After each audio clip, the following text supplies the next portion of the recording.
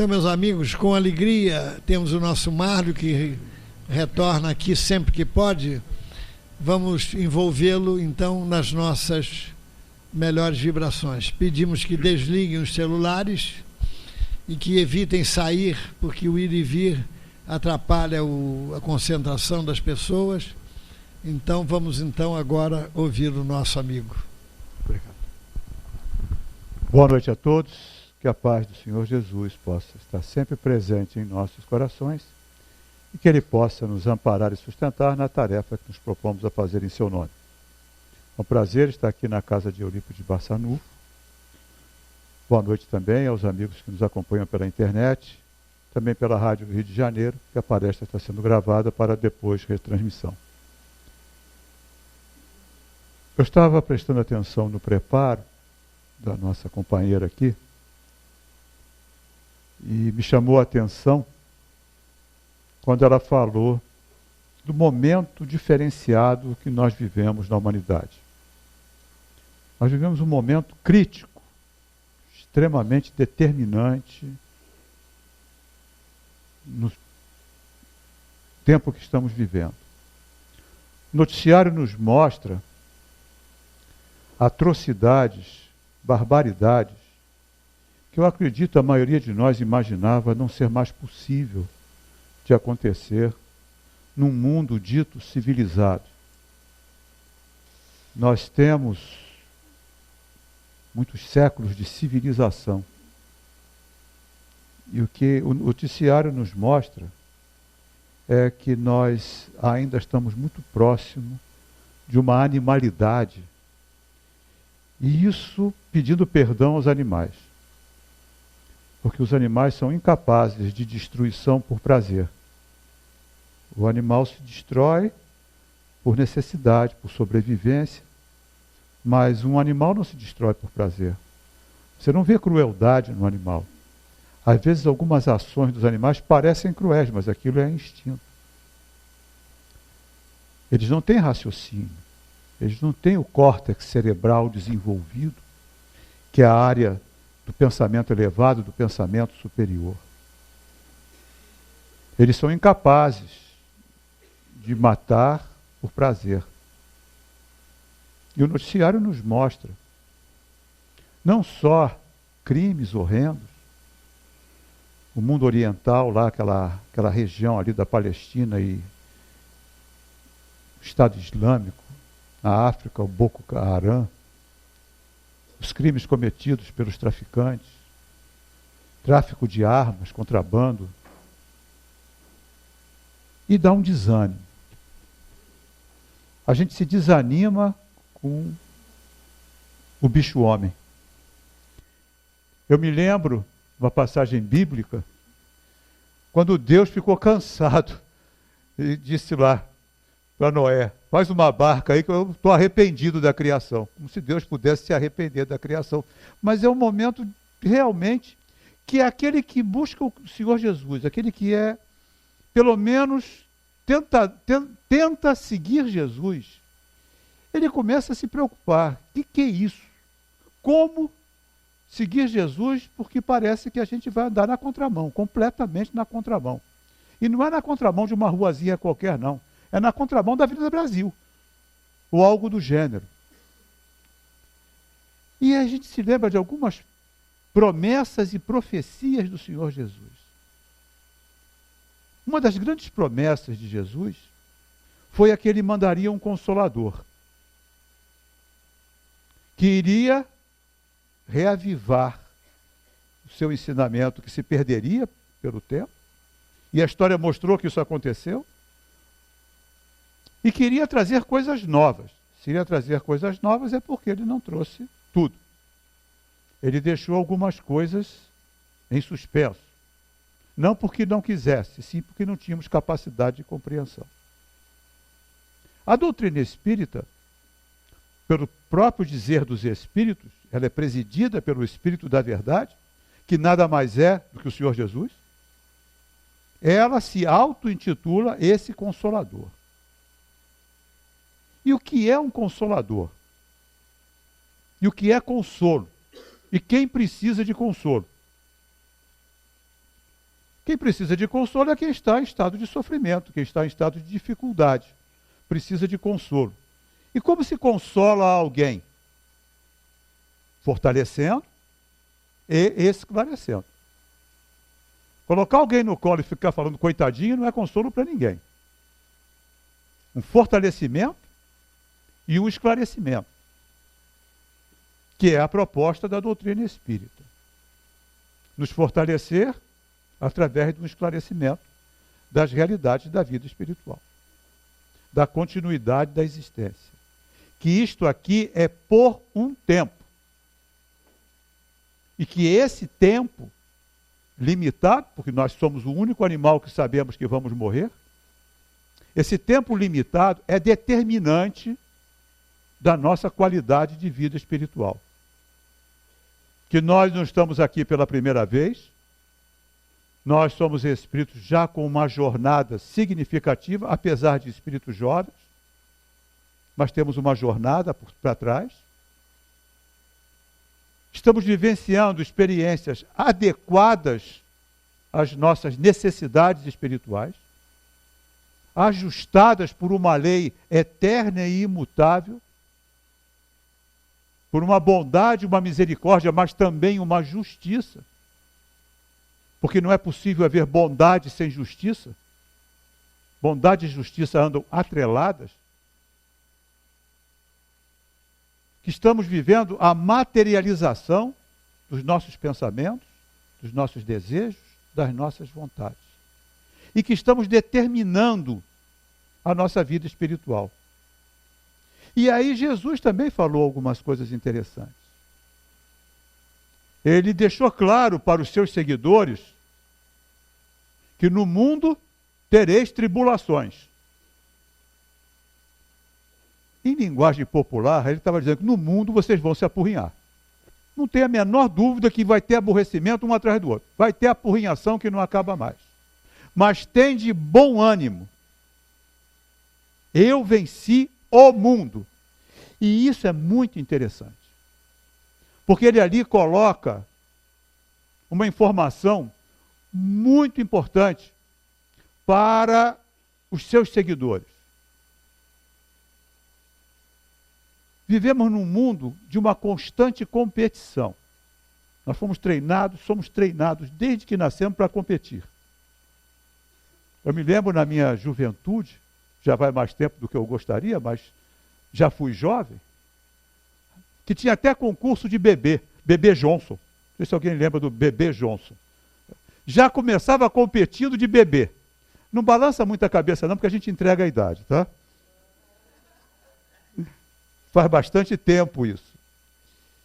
A escola é competição, o vestibular é competição, o mercado de trabalho é competitivo, e o vencedor é aquele que chega no topo. Ora, mas o topo é para poucos. O que transforma todo mundo, a maioria de nós, em perdedores. Você vai numa empresa, qual é o cargo máximo, presidente da empresa? Só tem um. Mesmo lá na diretoria, meia dúzia. E todo aquele corpo de funcionários é formado por perdedores? Aquele que não tira o primeiro lugar, que não se destaca, ele é um perdedor? E Jesus fala que há uma necessidade do espírito não vencer no mundo, e sim vencer o mundo. Ter valores superiores aos valores do mundo. Porque vencer no mundo é relativamente fácil. Já disse um filósofo, você pode ter tudo o que você quiser, desde que esteja disposto a pagar o preço. Porque tudo tem um preço. Seguir Jesus também tem um preço. Ser um cristão também tem um preço a pagar. Mas todo preço tem uma compensação, todo custo tem um benefício. O custo de vencer o mundo pode ser grande, e o benefício é no mundo. Mas o custo de vencer no mundo tem um benefício espiritual, porque nós não somos do mundo, nós estamos no mundo. Então, qualquer vencimento, qualquer vencedor do mundo é temporário. Porque sempre terá alguém querendo o lugar dele. Sempre terá alguém procurando vencê-lo. Nós estamos aí nas Olimpíadas, chegando aí. Quantos atletas estão trabalhando para melhorar seus índices? Porque tem outros trabalhando para melhorar o índice dele para superar o seu. O sujeito ganha uma medalha de ouro, sobe lá no pódio. Na próxima vez que ele cair na piscina, tem um outro que já está treinando para passar ele. E aquilo é permanente. Aquilo deve ser até angustiante para um atleta de ponta. Porque tem sempre alguém querendo derrubá-lo. Eu trabalho, às vezes, com alguns executivos. São pessoas, às vezes, os de ponta. São pessoas, às vezes, extremamente solitárias. Porque não confia em ninguém. Porque o executivo que está atrás dele é o cara que quer o lugar dele. Muitas vezes ele tem que contratar uma pessoa para conversar, porque ele não tem nem amigos. Porque os amigos pertencem ao círculo. Quantos deles, dessas pessoas que são vencedoras do mundo, são dependentes de álcool, de droga, tem 4, 5 famílias, não são homens de família, são homens de famílias. Ponto safenado, ponte de mamária, porque tem um custo muito alto vencer no mundo. Mas vencer o mundo tem um preço, mas tem uma compensação. Tem uma promessa de Jesus: nunca vos deixarei, nunca vos abandonarei. Isso lembra a imagem do barco, que dizem que Jesus está no leme. Bom, se Jesus está no leme, a gente só tem uma certeza, que o barco não afunda, mas não que não balança. Que não vai enfrentar tempestades. Ele deixou claro no Sermão da Montanha, lá no finalzinho do Sermão da Montanha, e a história dos 3 porquinhos é o Sermão da Montanha contado para crianças, não sei se vocês já perceberam, quando ele fala que o homem sensato é o homem que ouve as minhas palavras e constrói a sua casa sobre rocha. Porque virão os ventos, a tempestade, os rios subirão e a casa resistirá. E o homem insensato é aquele que ouve, mas constrói a sua casa em terreno de risco. Porque virão os ventos, as tempestades, e os rios subirão e essa casa ruirá. Ou seja, virão ventos, tempestades e os rios subirão.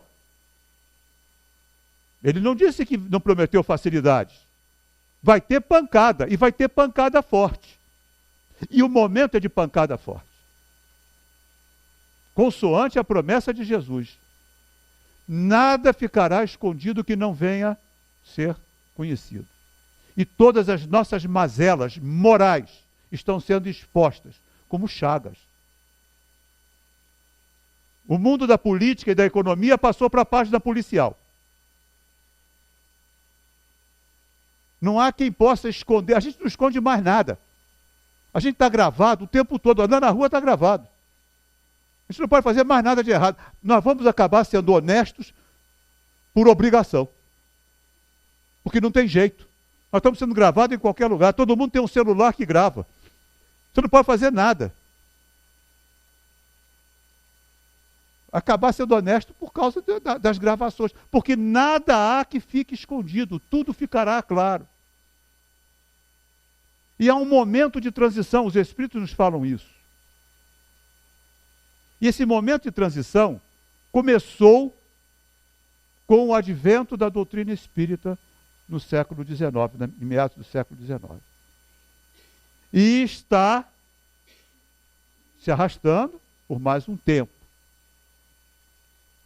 Diz Dr. Bezerra de Menezes, através da mediunidade de Divaldo Franco, num congresso da FEB em Brasília. Então nós não estamos falando de um médium aventureiro, nós não estamos falando de um espírito qualquer. O espírita sabe que o Dr. Bezerra está na cobertura, junto com Emmanuel e outros espíritos de escola, na sustentação da doutrina espírita em terras do Brasil. E um congresso na FEB em Brasília, está dentro de um local com certamente uma cobertura espiritual muito segura. E essa mensagem do Dr. Bezerra fala que já na Terra estão encarnados espíritos que estão em sua última oportunidade. E na psicosfera do planeta já tem um lote muito grande de espíritos que não mais vão poder reencarnar nesse planeta, mas que ainda pertencem à psicosfera do planeta. E atuam pelo pensamento para que mais e mais também os façam companhia. Porque o planeta está num momento de transição de mundo de expiação e provas para mundo de regeneração. Quem está habituado com os estudos da doutrina espírita está acostumado a ouvir falar isso. Nós estamos num momento de mudança. E mudança é uma coisa interessante. Qualquer pessoa que mudou, fez algum tipo de mudança de uma casa para outra, sabe que tem um momento em que está tudo de cabeça para baixo, que é um momento de dificuldade, mas que tem uma sustentação. Quando a gente muda de um local para um local melhor, de um bairro para um bairro melhor, de uma casa para uma casa melhor, aquela bagunça, ela até é um movimento de felicidade. Não, está bagunçado, mas eu estou saindo daqui para um lugar melhor. A minha última mudança foi de um apartamento alugado para um apartamento próprio. Gente, isso dá consolo, isso é fortalecimento. Só que a gente comprou um apartamento na planta. Apartamento na planta não está pronto. 2 anos para ficar pronto. 2 anos pagando aluguel e prestação. Foi difícil. Mas o que segurava? O que sustentava? Poxa, nós vamos para casa própria. E no meio, eu ainda perdi o emprego e fiz uma operação. Complicou mais ainda. Mas a gente estava seguro. Não, conta as moedinhas lá. Quebra o cofrinho. Nós vamos mudar para casa própria. Aí chegou a hora da mudança. Já mudança de pobre, de classe média, é um terror. Porque mudança de rico, chama a finca ou a graneiro e vai passar o fim de semana em Nova York, quando volta está tudo arrumado. Mas mudança de pobre não, tem que ir no supermercado pedir caixa emprestado, né? Arrumar jornal. É aquelas coisas que a gente já sabe, né? Oi? Embrulha copo por copo, vai na esquina arrumar o caminhão de mudança mais barato, vai aquela coisa que a maioria está acostumado. Tá? E a casa vai ficando uma desordem. São dias de caos. Os filhos somem, porque não pode contar com eles nessa hora. Some todo mundo. Às vezes é até melhor do que ficar alguém reclamando no ouvido. Vai embora mesmo, vai para a casa de alguém. Então, e aí tem o dia da mudança, que é o pior de todos os dias. Mas a gente está lá, com um sorriso no rosto. Com um sorriso no rosto. Chega na casa nova. O cara não entregou a cama nem um colchão. Rapaz, teve que dormir no chão. Nós passamos uns dias dormindo no chão. Não acha um copo, não acha uma roupa. Tem que ficar com roupa suja porque não consegue nem trocar de roupa.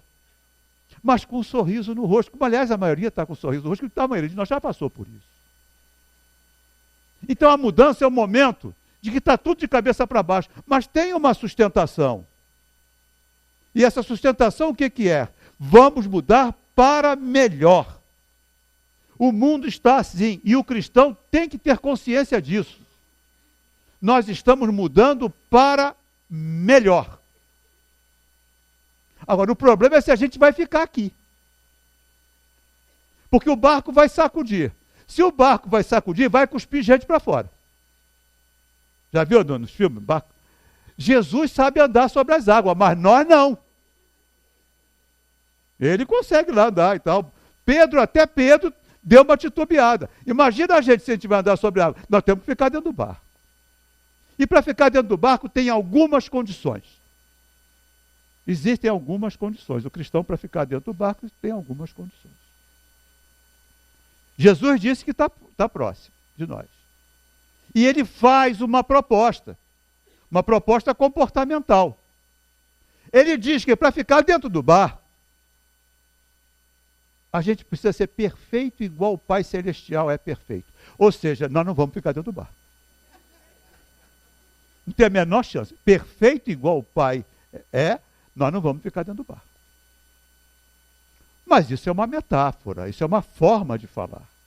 O que ele está, na realidade, nos dizendo é que nós precisamos dar respostas diferenciadas para os mesmos estímulos. Ou seja, que é preciso que o cristão faça uma revisão dos seus valores. Porque nós agimos em função dos valores que nós temos. Os valores nos dão a motivação. Eu sou extremamente repetitivo nessa questão de escolhas e valores, porque escolha é a única coisa que a gente é obrigado a fazer na vida. Mesmo quando não está escolhendo, já está escolhendo não escolher. Ou seja, fazemos escolhas o tempo todo. E nós fazemos escolha baseada em quê? Num leque de alternativas. Esse leque de alternativas nos leva a ter que escolher uma delas. E como é que eu faço escolha? Eu faço escolha baseada no valor que as alternativas têm. Está aqui hoje, ou sintonizado com a rádio, ou na internet, é uma escolha. Tinham outras opções. Uma escolha livre. Por isso é o livre-arbítrio. Acredito que ninguém está aqui obrigado. Está aqui porque, no leque de opções que tinha, optou por vir a esta reunião, ou sintonizar esta estação, ou coisa que o vale. E optou por quê? Porque dentro das alternativas que tinha, essa foi a que teve o maior valor. E é assim que a gente vai agindo no mundo. Só que a grande maioria de nós é espírito de reação. Nós somos espíritos condicionados ao exterior. Já percebeu que a maioria de nós vai agindo de acordo com as circunstâncias? As coisas acontecem e nós vamos tomando decisão. Quem está no controle? As coisas ou nós? As coisas. Já percebeu como concedemos a muitas pessoas o direito de estragar o nosso dia? Se me dá bom dia, eu dou bom dia. Se não me dá bom dia, eu não dou bom dia. Se me dá presente no meu aniversário, eu sou obrigado a dar um presente no aniversário. Se não me dá um presente, eu não dou presente. Quem é que está mandando na minha vida? O outro. A proposta de Jesus é extremamente libertadora. Ele fala de amor incondicional. Amor é um troço complicadíssimo. A gente não sabe o que é amor. Ou pelo menos, eu posso estar falando para uma plateia de espíritos superiores, testando a paciência e a caridade para comigo. Mas se vocês forem terráqueos como eu, confunde essa história de amor completamente. Foi feita uma pesquisa numa universidade de jornalismo sobre o que se entendia por amor. Uma universidade de ponta. 80% dos estudantes associaram amor com relação sexual. 80%. Aliás, quando a gente ouve no cancioneiro popular, amor é relação sexual. Qualquer Rita Lee, Ivete Sangalo, nem pensa em qualquer outro tipo de amor. E amor é coisa muito superior a isso. E Jesus falou em amor incondicional. Pensam alguns estudiosos dos textos mais antigos, nós não temos os textos originais dos evangelhos, até porque Jesus não escreveu nada, e os mesmos apóstolos também, os textos mais antigos datam de 200 anos, já depois de Jesus ter desencarnado. Dizem os estudiosos dos textos mais antigos, que como Jesus falava em aramaico, que era um dialeto regional, e os primeiros escritos encontrados, mais antigos manuscritos, que não são originais, estão em grego, e depois foram traduzidos para o latim, que a expressão amor, e amor é uma expressão, cada palavra tem um significado dependendo de um contexto, e até mesmo dependendo de uma época. Num dialeto muito rústico, como era o aramaico, as palavras tinham muitos significados, todas elas dependiam de um contexto. Até hoje, português é uma língua muito sofisticada. Difícil de aprender português. Muito difícil. Falar um português correto, erudito, então, é dificílimo. E quantas palavras têm significados diferentes dependendo de contexto? A próprio amor. Amo meu cachorro, amo meu filho. Quer dizer a mesma coisa? É lógico, sempre depende do cachorro e do filho. Há sempre... Há cachorros e filhos e filhos. Odeio chuchu. Quer dizer que a pessoa entra numa crise quando vê um prato de chuchu? Então, tem um contexto. E como Jesus falava numa língua, depois foi escrito muito mais tempo mais tarde, numa outra língua, e depois foi traduzido para uma outra língua, pensam alguns estudiosos que do grego para o latim houve uma perda dessa expressão do amor, porque o amor em grego tem 4 definições. Filosofia, amor ao saber. Eros, tem a ver com a parte sexual. Ágape, é um outro tipo. Então, o que é mais provável que Jesus tenha dito, o amor que ele queria falar, era comportamento. Comporte-se incondicionalmente. O que é um comportamento incondicional? É um comportamento descondicionado do comportamento do outro. A gente age porque entende que esta é a ação correta, independente de como o outro haja. Comportamento descondicionado. Amor incondicional é uma impossibilidade. Eu diria hoje para nós, não para Jesus. Porque ter sentimentos iguais por todo mundo, não peça isso de um ser humano. No nosso nível evolutivo. Nós não somos capazes disso.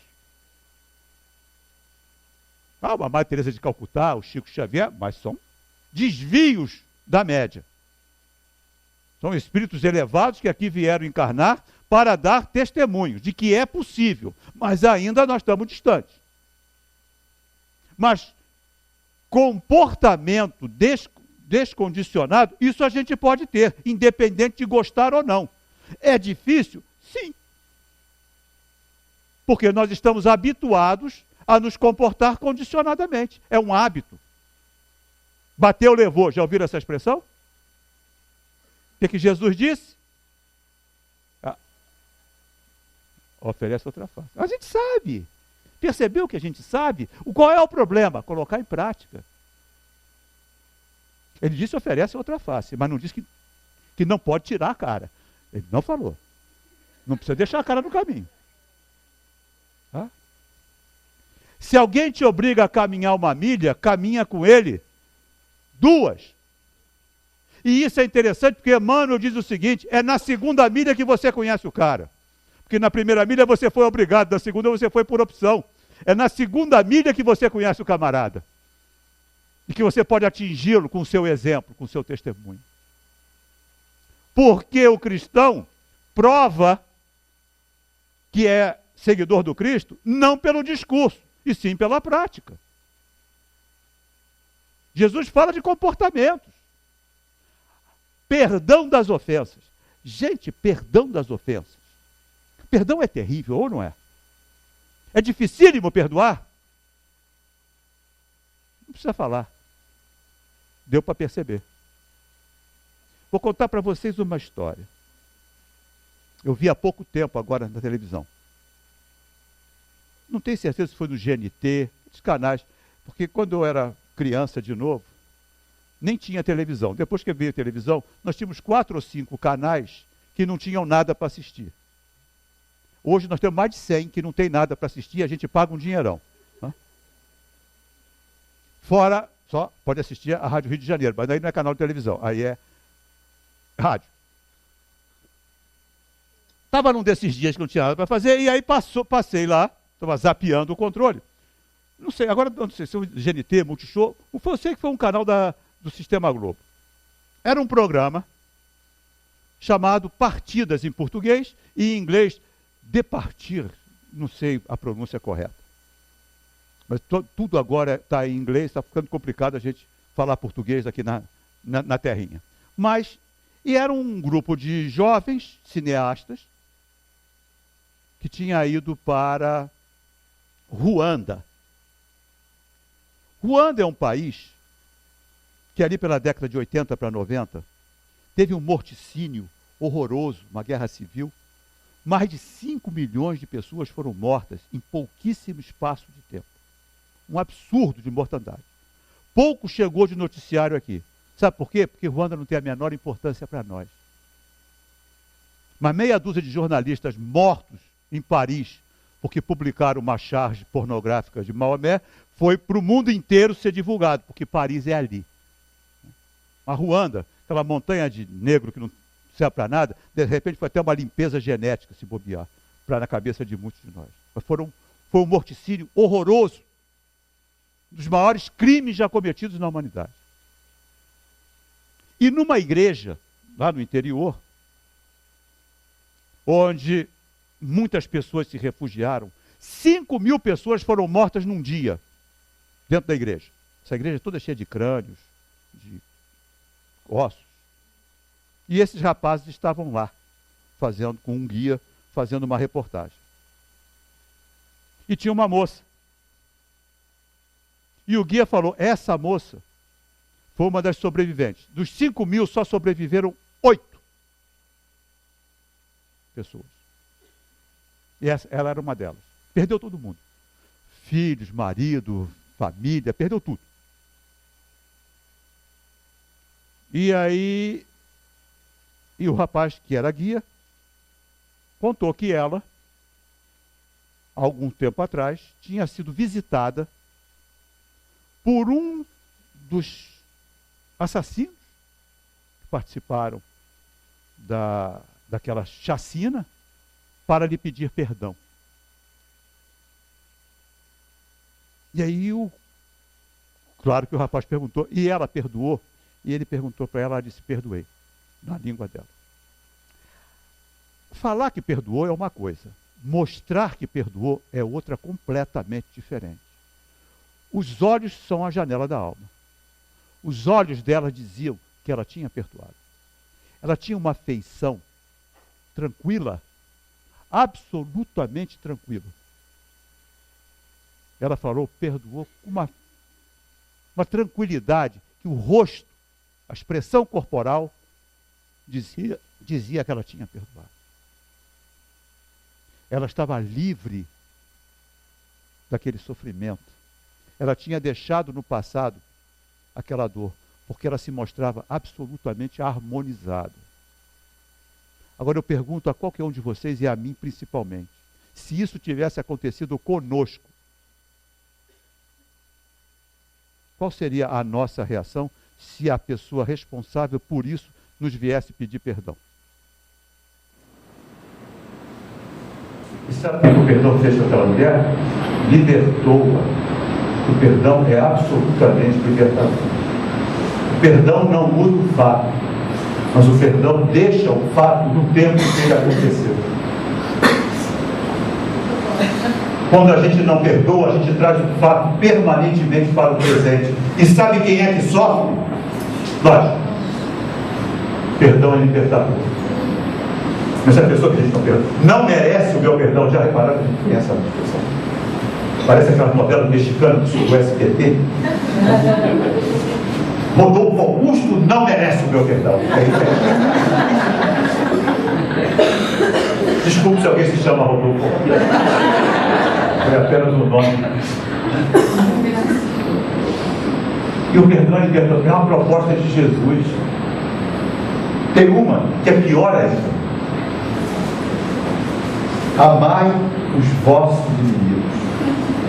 Fazei o bem aos que vos odeiam e orai pelos que vos perseguem e vos caluniam. Porque se amais somente aqueles que vos amam, que recompensa haver de ter? Os publicanos também fazem o mesmo.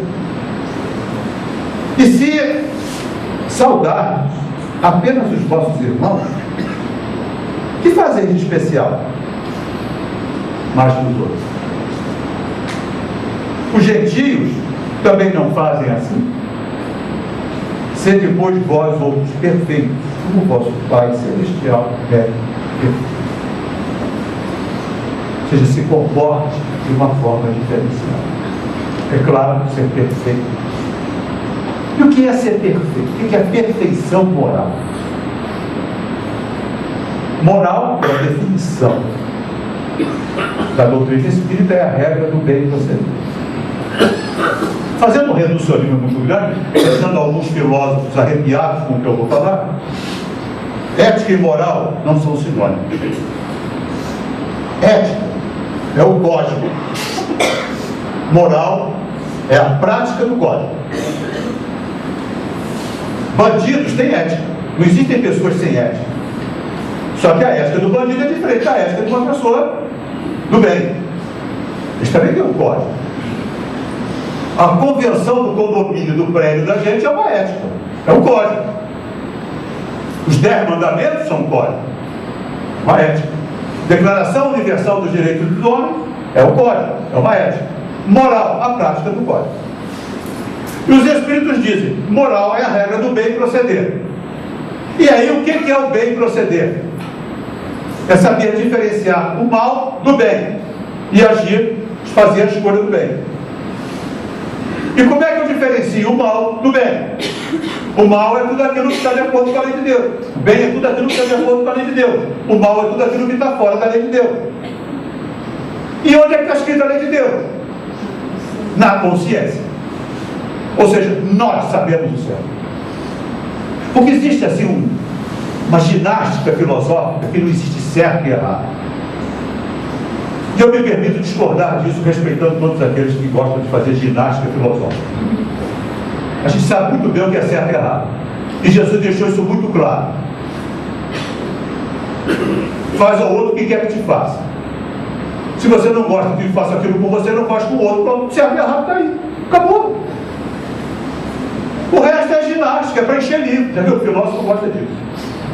Eu fiz filosofia, por isso eu posso falar mal do filósofo. Uma coisa é que você pode escrever em um parágrafo, o cara faz um livro citando 30 autores que escreveram a mesma coisa. E ninguém entende o livro dele. Por isso que Jesus é considerado um filósofo utópico pelos estudantes de filosofia. Por que utópico? Porque ele faz uma proposta que não pode ser alcançada. Caramba, fazer o outro que quer que te faça é tão difícil assim? É tão complicado de compreender isso? Talvez seja difícil de praticar, por quê? Porque nós temos um modelo comportamental que ainda nos impede de, no leque de opções, fazer a melhor escolha. Que perfeição moral, entre aspas, é, no leque de opções, eu fazer a melhor escolha. No leque de opções que tem. Então, quando eu vou fazer uma escolha, eu gosto de falar de comida. Primeiro, que eu sou guloso. E segundo, que comida não deixa ninguém preocupado desde agora. Mas, quando você vai naqueles restaurantes, aquilo que eu sou obrigado a comer na rua, então eu vou em restaurante aquilo. Você tem aquele buffet imenso. E tem, normalmente é dividido, tá? Comidas que fazem bem e comidas que são boas, gostosas.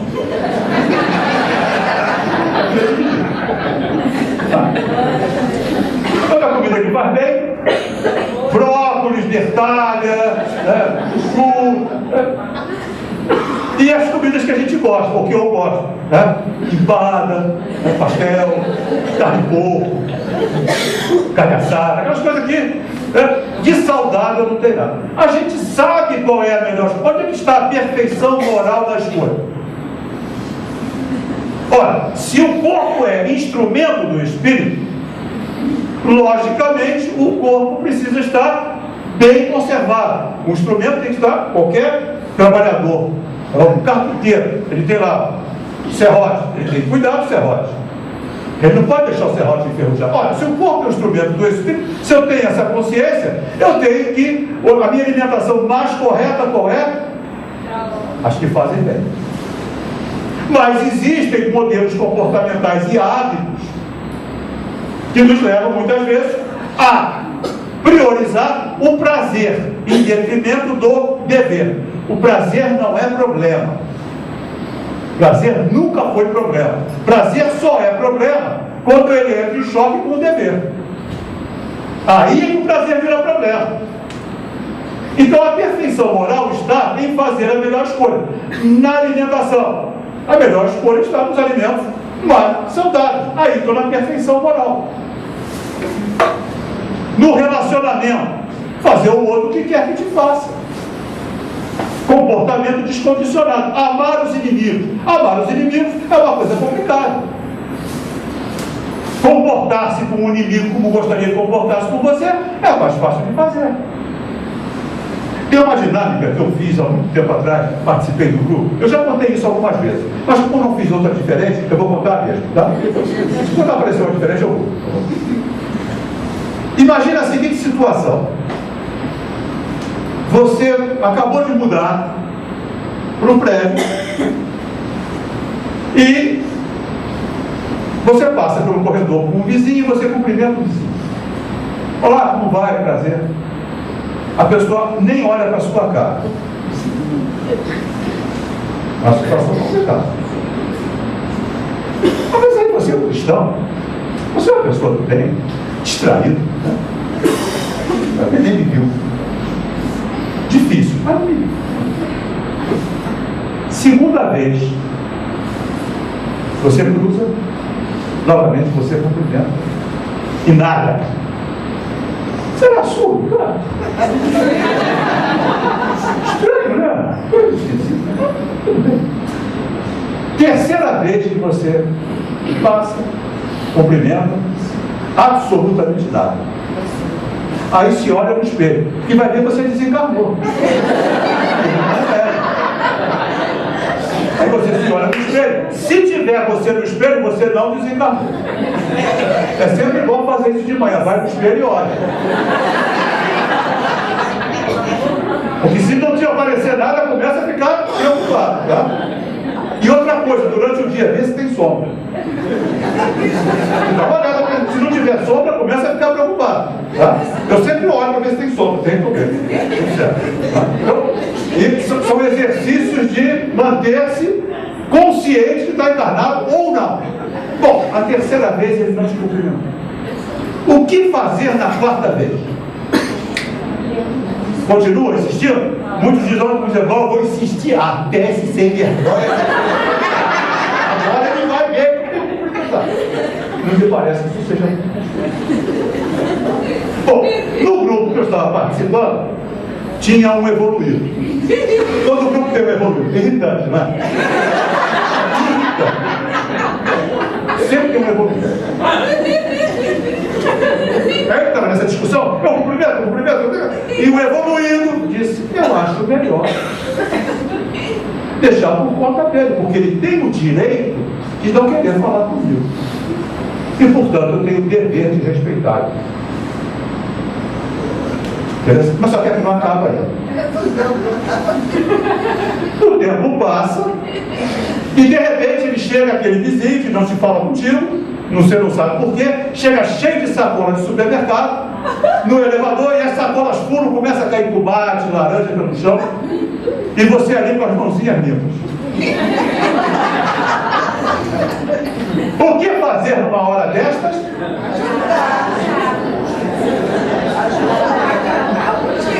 Chupa o tomate, tira o tomate,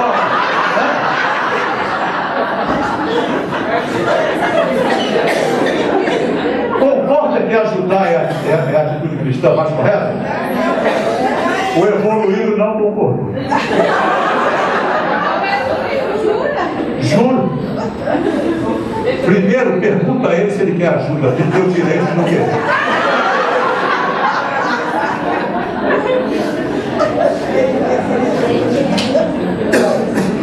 É muito interessante isso, porque me parece que é a atitude mais correta. Ele tem o direito de não querer. Dona Brunilde, foi presidente do Lar Teresa, num livro dela, ela conta uma história muito interessante. Deu uma engasgada para ela. Ela conta de uma pessoa que foi na obra social do centro, pediu uma vara de PVC, para puxar uma água lá de uma vizinha para a casa dela que tinha água lá no barraco que ela morava. E a pessoa responsável foi lá visitar o barraco lá que a mulher morava, lá no interior do estado. Altos, coisa que vai. E era uma miséria tão grande, que a pessoa se condoeu tanto que alugou a casa fora daquele local para aquela mulher, para a família. E passando algum tempo, a mulher foi no centro de volta extremamente triste. Muito triste. Ela disse que estava muito mal. Porque naquele lugar que o cara tinha colocado ela não conhecia ninguém. Ninguém a ajudava com os filhos. Ninguém não tinha parceria, mas não conhecia ninguém. Aí o cara se espantou e falou para minha senhora, eu arrumei uma casa. Mas meu filho, mas eu vim aqui pedir uma vara de PVC. A vara de PVC resolveu o problema dela, porque ali ela tinha a vizinhança dela, ela tinha que sair, os filhos ficavam com a vizinha, aquela coisa de comunidade que todo mundo, na desgraça, se ajuda. Ela não pediu uma casa, ela pediu uma vara de PVC. Mas a gente acha, olha para o outro, para o nosso valor, e faz para o outro aquilo que a gente acha que é o nosso valor. Esquece de perguntar qual é o valor do outro. Jesus fez isso com o cego lá, com Bartimeu. Que Bartimeu não era o nome do cego, Bartimeu, filho de Timeu. O nome dele ficou esquecido.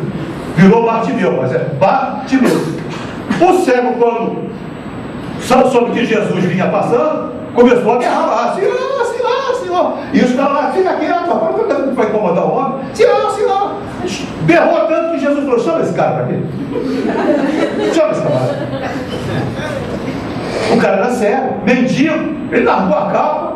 É muito simbólico largar a capa, mas deixa que fica para uma outra vez. E foi lá para Jesus.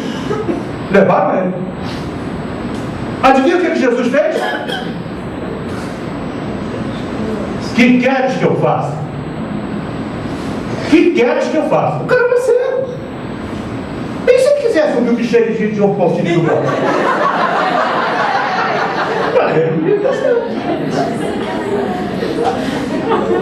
Não. Que queres que eu faça? Que eu veja, Senhor. Beleza. Pá. Pulou o céu. Mas primeiro ele respeitou a vontade do céu. Respeitar o direito do outro. E aí eu penso que o amor, esse amor, que na minha visão é muito difícil de compreender, esse amor do Cristo, ao ponto de dizer quem é minha mãe, quem são meus irmãos, a humanidade toda é minha mãe e meus irmãos. Esse amor, eu ainda não consigo atingir isso. Peço perdão por ser um ser tão inferior trazendo essa mensagem. Mas dentro do amor deve existir ou existem alguns componentes. A gente for dividir alguns comportamentos dentro do amor, alguns valores. Um deles é ser honesto consigo e com o outro. E honestidade não deveria ser adjetivo, honestidade deve ser substantivo, tem que ser a substância do indivíduo. Honesto não deve ter nem superlativo, honestíssimo, ele é honestíssimo. Se tem honestíssimo, tem honestinho. Não existe honestíssimo. É honesto. Existe gente que não se vende por pouco. Isso é safado caro. Só. E o honesto é honesto. Então, ser honesto. Cumprir a sua palavra. E quando não pode cumprir, quando não pode fazer, não cumpra. Não dê a palavra. Não se comprometa com aquilo que não pode. Eu acho que isso faz parte do amor. Respeitar aquilo que você tratou. Seja na relação, seja na vida, até mesmo contigo. O outro é respeito ao direito do outro pensar diferente da gente. Ele pode ter uma opinião completamente diferente da minha. É um direito dele. Não quer dizer concordar, mas respeitar o direito do outro. A crença religiosa dele, o partido político, o time de futebol, as escolhas que ele faz, é um direito que ele tem. Concordar é uma outra história. Ser gentil. Principalmente com atendente de telemarketing. É difícil. Quando você liga lá também para a mocinha lá da telefonia celular, gente, é difícil ser gentil. Mas é ali que está o testemunho. Ser gentil. É difícil? Pode ser que sim. Já dizia o profeta, gentileza. Gentileza gera gentileza. E ser bom. Ser bom no pensamento, ser bom nas palavras e ser bom nas ações. São exercícios de escolha de perfeição moral. Ser bom. Com qualquer pessoa. Independente de quem seja. Porque esse é o amor aos inimigos. Esse é o comportamento. A bondade tem que ser inerente ao cristão. Porque Jesus era muito bom. Ele não distinguia. Qualquer pessoa que chegasse nele, na boa. Ele não distinguia ninguém. Podia ser Nicodemos, doutor da lei, senador Públio Lentulus, e um miserável leproso. Para ele, era todo mundo igual. E ele era bom com todos eles, de acordo com a possibilidade do outro compreender. Ele descia ao nível de compreensão do outro. Ele entendia que aquela pessoa está fazendo o melhor que ela pode, ainda que não seja aquilo que eu espero dela. Quem já tem algum nível de iluminação, como foi lido na mensagem, tem a obrigação de fazer luz para o outro. Qualquer nível de expansão de consciência que a gente possa ter, e o espírita tem essa expansão de consciência, porque o conhecimento espírita nos torna muito mais responsáveis. O espírita é extremamente responsável pelo que faz, porque ele não pode dizer, eu não sabia. E se tem alguém chegando aqui à casa pela primeira vez, já é tarde, meu filho, agora já sabe. Não adianta ir embora. O espírita não tem o direito de dizer, eu não sabia. E a quem muito é dado, muito será cobrado. A nossa resposta necessariamente precisa ser para nós mesmos superior, porque senão a gente se enrola mais ainda. E se a gente quer ficar neste planeta, porque segundo as informações, alguns estão na sua última encarnação, honesto, bom, gentil, deve dar para ficar, gente, não é possível. Porque se isso não der, aqui não vai ficar ninguém. Vai ficar zerado. Esses espíritos vão para mundos da mesma forma que Capela, quando teve o exílio, vieram para cá. Vieram pegar aqui quase que australopitecos. Quase que aqueles pré-históricos. Um Cro-Magnon da vida, um homem de Neandertal. Gente, já ter que voltar a reencarnar. Ter que aprender português de novo. Já é terrível. Você ter que novamente descobrir o que é uma adjunta de nominal. Caramba, eu levei séculos e ainda não consegui aprender isso. Eu prefiro física quântica do que descobrir o que é uma adjunta de nominal. Ter que começar tudo de novo, aprender a falar, andar, tudo novamente. Que seja num planetinha melhor. Que seja numa coisa melhor. E não voltar lá para um australopiteco, começar tudo de novo, grunhidos. Nossos perispíritos estão evoluindo. Da mesma forma que os corpos estão. Se os corpos estão evoluindo, nossos perispíritos estão evoluindo. Nós já habitamos, espiritualmente, corpos melhores do que os corpos passados. Basta ver aquelas gravuras dos pré-históricos. A gente já tem corpos, porque mais delgados, mais sutis, ainda que grosseiros, mas bem mais sutis, Nós não precisamos mais fazer tanto exercício físico para a sobrevivência, é muito mais intelectual, tanto que os exercícios físicos a gente faz na academia, senão acaba até entrevando. Minha avó passava ferro com ferro de carvão. Ela precisava de academia para quê? Aquela musculação era diária. Não tinha enceradeira, escovão.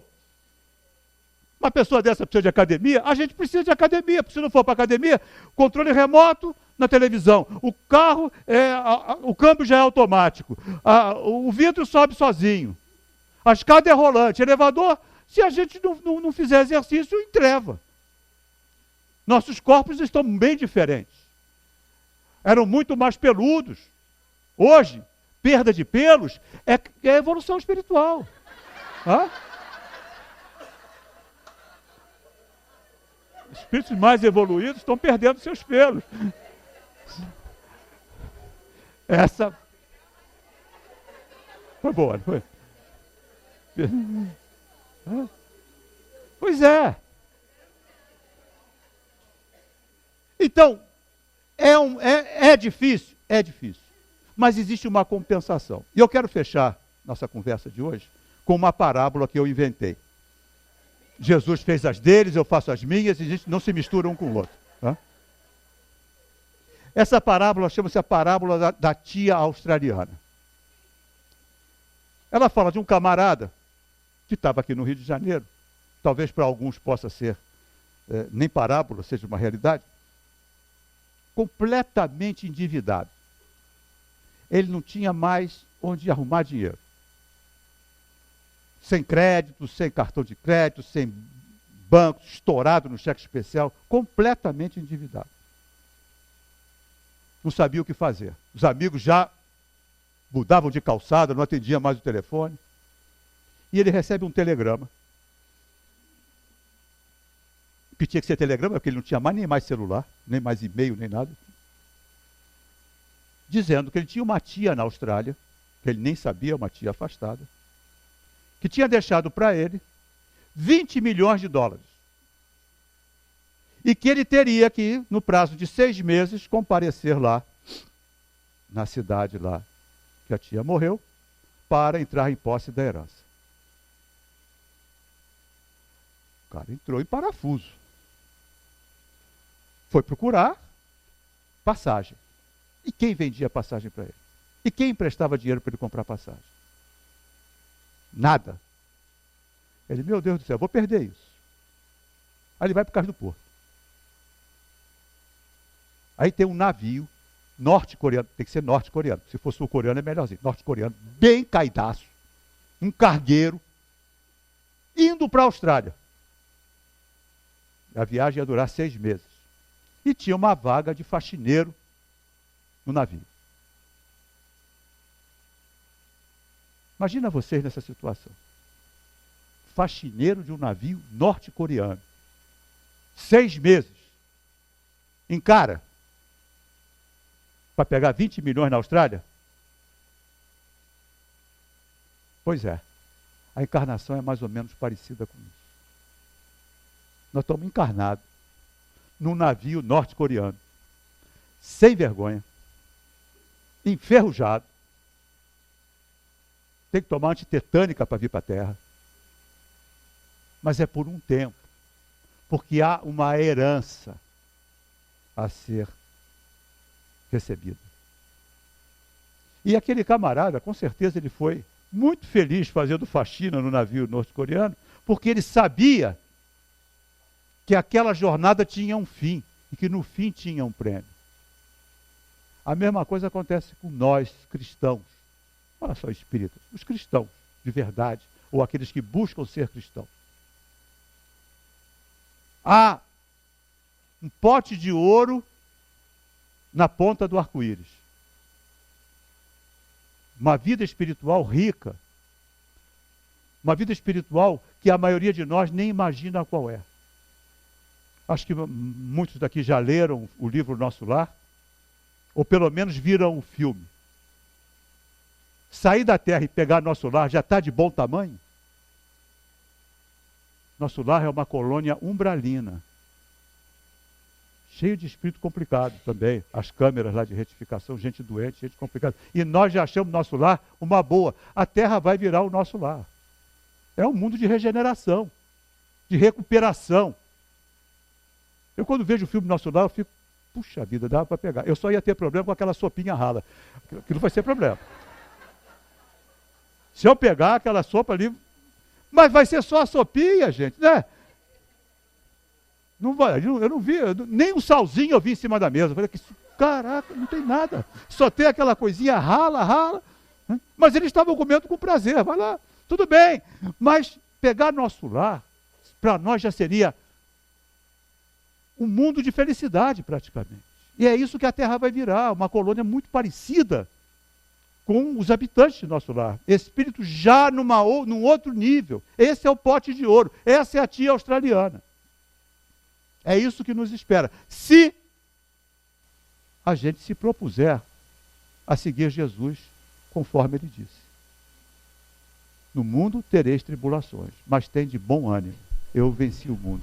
E que ele nos sustente nessa jornada, que é dura, mas que tem um fim, e esse fim é muito interessante, vai ser muito bom se nós conseguirmos chegar lá. Que Jesus possa nos abençoar. Muita paz a todos, muito obrigado pela atenção.